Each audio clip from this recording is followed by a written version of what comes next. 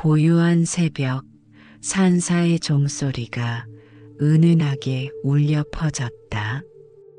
이슬 맺힌 대나무 잎사귀들이 바람에 살랑거리며 부드러운 속삭임을 내뱉었다. 연못가에 앉아 계신 부처님의 모습은 한없이 평온했으나 그 앞에 무릎 꿇고 앉은 제자의 얼굴에는 깊은 고뇌가 서려 있었다. 부처님, 제자는 떨리는 목소리로 입을 열었다. 저는 용서할 수 없습니다. 그 사람이 저에게 입힌 상처가 너무나 깊습니다. 부처님께서는 조용히 미소를 지으시며 제자를 바라보셨다. 새벽 공기는 차가웠지만 그 안에는 맑은 기운이 감돌았다. 무엇이 그리 내 마음을 아프게 하느냐? 제자는 눈물을 참으며 대답했다. 믿었던 사람에게 배신당했습니다. 가장 소중하게 여기던 것을 빼앗겼고 저는 모든 것을 잃었습니다. 사람들은 제게 용서하라고, 화해하라고 합니다. 하지만 저는 도저히 그럴 수가 없습니다. 부처님께서는 천천히 고개를 끄덕이셨다. 그리고 부드러운 음성으로 말씀하셨다. 그래, 내가 아파하는 것이 느껴지는구나. 그런데 너는 진정한 화해가 무엇인지 알고 있느냐? 제자는 고개를 들어 부처님을 바라보았다. 화해란 서로를 용서하고 다시 예전처럼 돌아가는 것 아닙니까? 부처님께서는 조용히 연못을 가리키셨다. 저 연못을 보아라. 돌을 던지면 파문이 일어나느니라. 그 파문은 시간이 지나면 사라지지만 돌은 여전히 연못 바닥에 남아있느니라. 제자는 의아한 표정으로 연못을 바라보았다. 상처도 이와 같으니라. 겉으로 보이는 파문은 사라질지 몰라도 마음 깊은 곳에 남은 돌멩이는 쉽게 없어지지 않느니라. 그런데 사람들은 왜 너에게 무조건 화해하라고 하는 것일까? 부처님께서는 잠시 침묵하신 후 계속 말씀하셨다. 세상 사람들은 화해를 미덕으로 여기느니라. 그것이 성숙한 사람의 모습이라고 생각하니. 하지만 그들은 한 가지를 놓치고 있느니라. 강요된 화해는 진정한 치유가 아니라는 것을 말이니라. 제자는 놀라며 물었다. 부처님, 그렇다면 화해하지 않는 것이 옳다는 말씀입니까? 부처님께서는 미소를 지으시며 대답하셨다. 화해하지 않는 것이 때로는 가장 지혜로운 선택이 될 수 있느니라.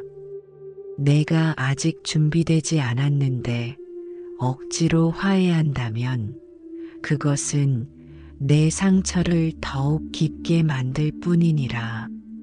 새벽 바람이 불어와 연못에 잔물결을 일으켰다. 부처님께서는 그 물결을 바라보시며 말씀을 이어가셨다.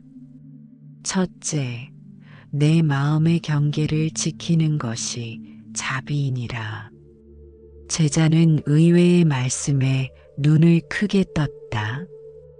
자비가 경계를 지키는 것입니까? 그렇다. 많은 이들이 자비를 오해하고 있느니라. 자비란 무조건 받아들이고 용서하는 것이 아니라 자신과 타인 모두를 위해 올바른 경계를 세우는 것이니라. 마치 정원사가 아름다운 꽃을 지키기 위해 울타리를 치듯 내 마음의 정원을 보호하는 것도 자비의 한 형태이니라. 부처님께서는 손을 펼치시며 계속 설명하셨다.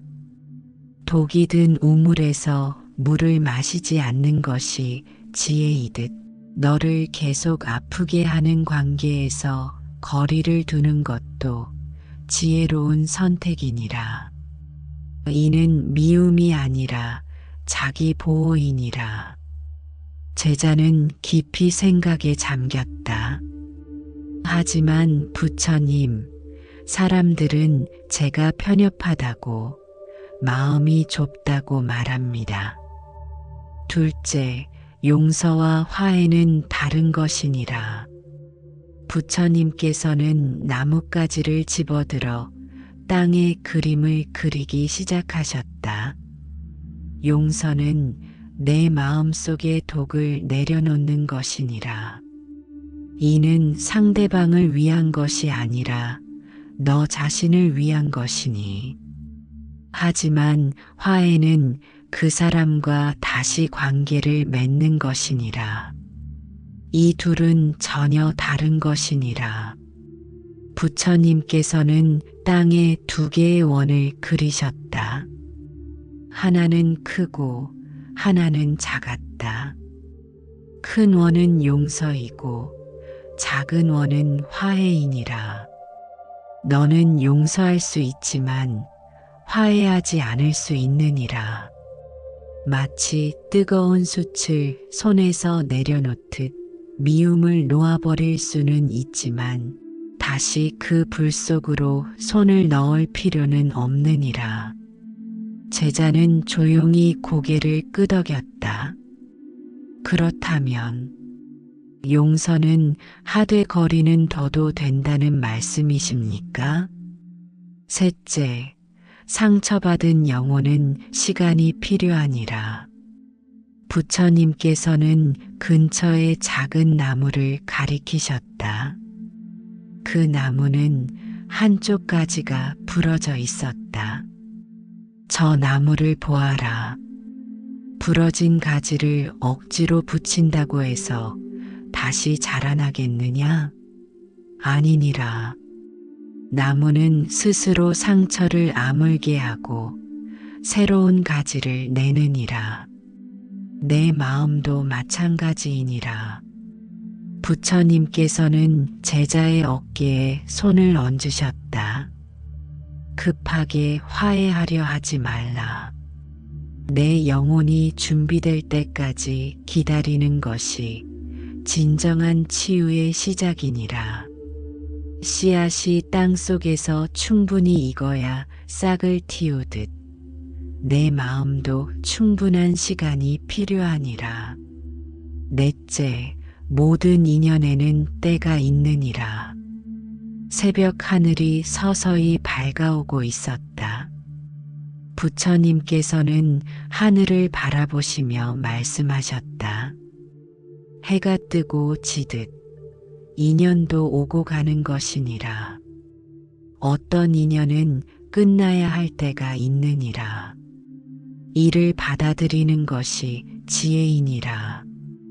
계절이 바뀌듯 관계도 변하는 것이 자연의 이치이니라. 제자는 눈물을 흘리며 물었다. 그럼 그 사람과의 인연은 끝난 것입니까? 그것은 오직 시간만이 알 수 있느니라. 하지만 지금 이 순간 내가 거리를 두는 것이 너와 그 사람 모두를 위한 자비일 수 있느니라. 상처 입은 두 사람이 만나면 서로를 더 아프게 할 뿐이니라. 다섯째, 진정한 평화는 내면에서 오느니라. 부처님께서는 가슴에 손을 얹으시며 말씀하셨다. 화해하지 않아도 평화로울 수 있느니라. 오히려 억지로 화해하여 계속 고통받는 것보다 건강한 거리를 유지하며 내면의 평화를 찾는 것이 더 중요하니라. 부처님께서는 연못에 비친 자신의 모습을 바라보시며 계속하셨다. 물이 맑아야 그 안을 들여다볼 수 있듯 내 마음이 고요해야 진정한 지혜를 얻을 수 있느니라. 계속해서 너를 흐리게 만드는 관계라면 잠시 멀리하는 것이 오히려 맑음을 되찾는 길이 될 수 있느니라. 여섯째, 침묵도 하나의 대답이니라. 아침 햇살이 연못 위로 비치기 시작했다. 부처님께서는 그 빛을 받으며 말씀하셨다. 때로는 아무 말도 하지 않는 것이 가장 깊은 대답이 되느니라. 화해하지 않겠다고 선언할 필요도 미워한다고 표현할 필요도 없느니라. 그저 조용히 내 길을 가는 것, 그것으로 충분하니라. 제자는 깊은 한숨을 내쉬었다. 하지만 부처님, 언젠가는 화해해야 하는 것 아닙니까? 일곱째, 화해에도 조건이 있느니라. 부처님께서는 두 손을 모으시며 대답하셨다. 무조건적인 화해는 없느니라. 상대방이 진정으로 자신의 잘못을 인정하고 변화하려는 노력을 보일 때, 그때 비로소 화해를 고려할 수 있느니라. 하지만 같은 상처를 반복해서 주는 사람과의 화해는 자해와 다름없느니라. 부처님께서는 제자를 따뜻한 눈빛으로 바라보시며 말씀을 이어가셨다. 농부가 같은 밭에 계속 독초만 자란다면 다른 곳에 씨를 뿌리듯 내 마음의 씨앗도 더 좋은 토양을 찾아 뿌려야 하느니라. 이는 포기가 아니라 지혜로운 선택이니라. 해가 완전히 떠올랐다.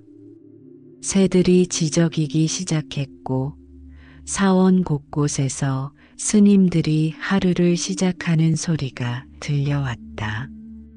부처님께서는 마지막으로 제자에게 말씀하셨다. 기억하라. 화해하지 않는 것이 때로는 가장 자비로운 선택이 될 수 있느니라. 너 자신을 지키는 것도 중요한 수행이니라. 상처가 아물 때까지, 내 마음이 준비될 때까지 기다려도 괜찮으니라. 제자는 눈물을 닦으며 일어섰다. 그의 얼굴에는 여전히 아픔이 남아 있었지만 조금은 가벼워진 듯했다. 부처님, 그렇다면 저는 어떻게 해야 합니까? 부처님께서는 조용히 일어서시며 다음과 같은 수행을 권하셨다. 첫째, 매일 아침 내 마음을 관찰하라. 억지로 용서하려 하지 말고 지금 느끼는 감정을 있는 그대로 인정하라. 이것이 치유의 시작이니라. 둘째, 그 사람을 생각할 때마다 깊은 숨을 쉬어라. 들이쉴 때는 나는 안전하다고, 내쉴 때는 나는 자유롭다고 속으로 되뇌라. 이것이 내 마음의 방패가 될 것이니라. 셋째, 내가 좋아하는 일을 하나씩 시작하라. 상처는 새로운 기쁨으로 채워질 때 비로소 아물기 시작하니라. 마치 빈 그릇에 맑은 물을 부어 넣듯 말이니라. 넷째, 믿을 수 있는 사람들과 시간을 보내라. 모든 사람이 너를 아프게 하는 것은 아니니라. 좋은 인연을 소중히 여기는 것도 중요한 수행이니라. 다섯째, 내 경계를 분명히 하라.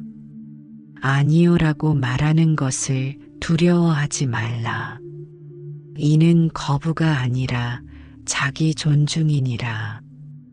여섯째, 시간의 힘을 믿어라. 모든 상처는 시간이 지나면 옅어지니라. 급하게 해결하려 하지 말고 시간이 주는 선물을 기다려라. 일곱째, 내 이야기를 기록하라. 글로 쓰든 그림으로 그리든 내 마음을 표현하는 것이 치유의 길이 될 것이니라. 여덟째, 자신에게 자비로워라. 화해하지 못하는 자신을 비난하지 말라. 내가 느끼는 모든 감정은 타당하니라. 부처님께서는 떠나가는 제자의 뒷모습을 바라보시며 조용히 말씀하셨다. 가거라. 그리고 기억하라. 때로는 놓아주는 것이 붙잡는 것보다 더 큰 사랑일 수 있느니라. 화해하지 않음으로써 너는 더 큰 평화를 찾을 수 있을 것이니라. 제자는 깊이 절을 올리고 천천히 걸어갔다.